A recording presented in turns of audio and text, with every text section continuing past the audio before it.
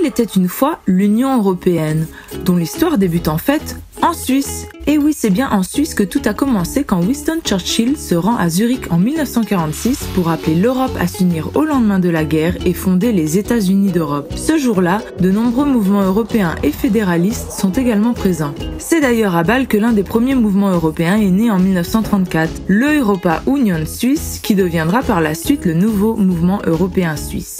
Mais malheureusement, même si c'est en Suisse, au cœur même de l'Europe, que le projet d'intégration européenne a été initié, sa réalisation n'a pas débuté en Suisse, à cause de la politique isolationniste de notre pays, déjà très présente à l'époque. C'est donc bel et bien sans nous que le processus d'intégration européenne a été initié. La Suisse ne reste cependant pas insensible à tous les avantages que l'Europe propose à partir du traité de Rome de 1957, et elle tente de suivre la course, même loin derrière. Malgré leur adhésion à l'Association européenne de libre-échange aux côtés d'autres pays européens comme le Royaume-Uni, les Suisses constatent vite les avantages que leurs voisins de la communauté économique européenne tirent de leur union douanière. Ils décident alors d'en profiter en signant un accord de libre-échange avec la communauté en 1972. Dès la signature de ces accords, la Suisse commence à ressentir les avantages d'un libre-échange avec l'ACE, si bien que le Conseil fédéral souhaite rapidement aller plus loin dans l'intégration afin d'inclure autant que possible le pays dans la communauté d'échange et de prospérité européenne. En 1989, un accord sur les assurances est signé, puis un accord sur la facilitation et la sécurité douanière en 1990. Alors que la communauté devenait union en 1992, le peuple suisse refuse par votation le projet d'adhésion à l'espace économique européen, repoussant alors ainsi bien loin devant lui le projet d'adhésion.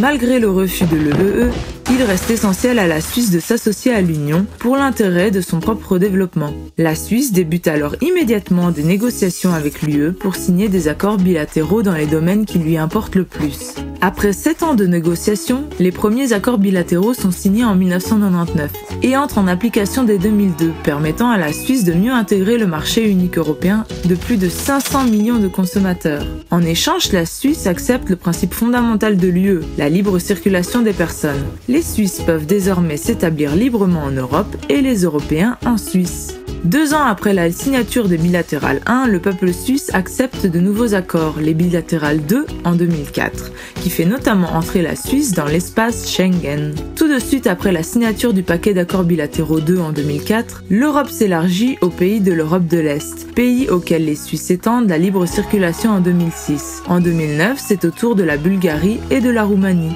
L'intégration européenne de la Suisse suit ainsi la voie bilatérale au rythme des décisions populaires qui, entre 2001 et 2012, se montrent ouvertes à une relation étroite avec l'UE et dont la Suisse tire un grand bénéfice. Le commerce entre l'UE et la Suisse est facilité, ce qui profite à de nombreuses entreprises suisses. Le domaine universitaire et la mobilité estudiantine se développent grâce à l'intégration de la Suisse au programme d'échange et de recherche Erasmus+ et Horizon 2020. Mais comme dans toute belle histoire, l'intégration européenne de la Suisse connaît son élément perturbateur. Le 9 février 2014, les Suisses votent à une très courte majorité en faveur de la limitation de l'immigration européenne en Suisse. Seulement, ce que l'UDC, porteur de l'initiative, a omis de souligner dans sa campagne, c'est qu'un tel vote pourrait faire perdre à la Suisse l'ensemble de ses accords avec l'UE. C'est ce que l'on appelle la clause guillotine, prévue dans les bilatérales 1. Le vote du 9 février remet ainsi en question les bilatérales 1, auxquelles le peuple suisse avait pourtant donné sa bénédiction 14 ans plus tôt, et sans cesse réitérée lors de votations suivantes sur l'élargissement de la libre circulation aux nouveaux membres. En réponse au vote, le Conseil fédéral décide de ne pas signer le protocole d'élargissement de la libre circulation avec la Croatie tant qu'aucune solution eurocompatible n'aura été trouvée. La réaction de l'UE est immédiate. Elle exclut la Suisse d'Erasmus et d'Horizon 2020 jusqu'à signature du dit protocole.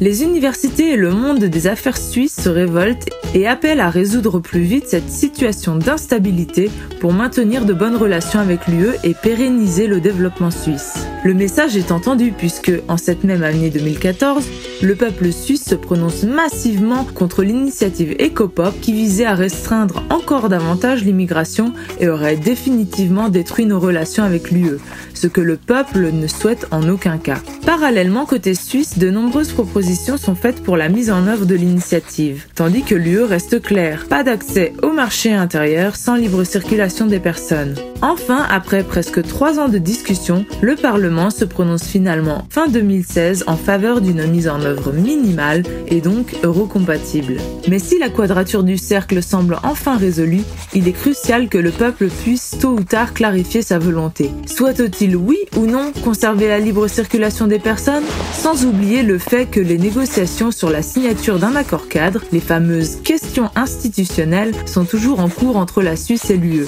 Ces discussions débutées à la fin des années 2000 visent à déterminer qui décide en cas de litige entre la Suisse et l'UE. Ces discussions se heurtent encore et toujours à la peur des Suisses de voir des juges étrangers, à savoir la Cour de justice de l'UE, régler ces différends. Toutefois, aucun nouvel accord ne pourra être signé tant que ces questions ne seront pas réglées. Alors, à quand une Suisse forte et intégrée à l'Europe ?